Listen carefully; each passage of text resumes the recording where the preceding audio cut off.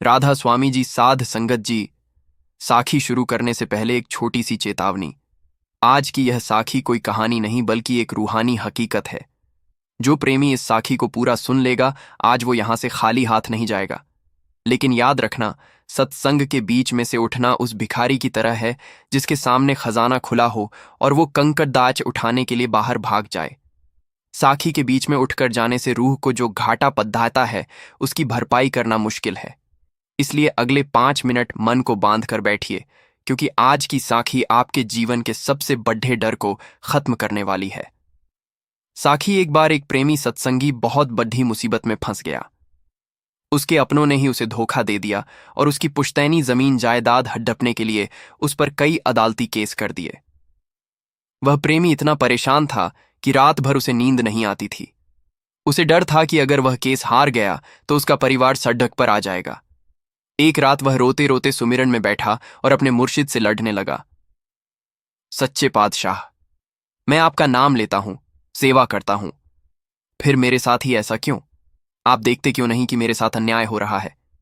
थक हार कर उसकी आंख लग गई। सपने में उसने देखा कि वह एक अंधेरे जंगल में चल रहा है और उसके पीछे बहुत सारे शिकारी कुत्ते और शेर पड्डे डीहे हैं। वह जान बचाने के लिए भाग रहा है।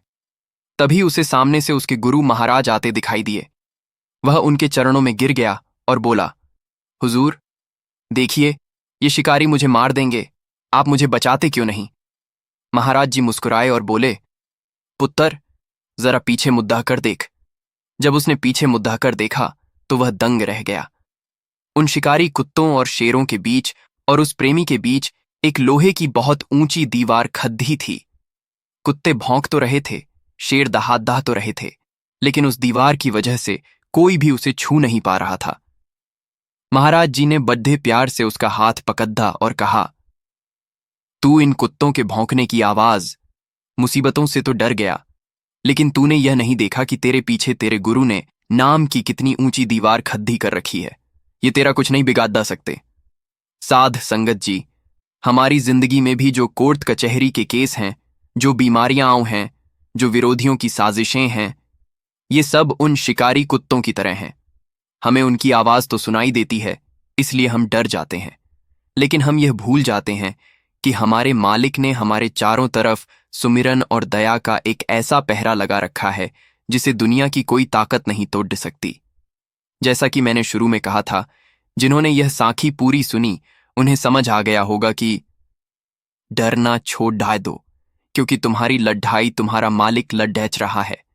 जो बीच में से उठ गए वो शायद अभी भी बाहर जाकर उन्हीं कुत्तों के भौंकने, दुनिया की चिंताओं से डर रहे होंगे। राधा स्वामी जी।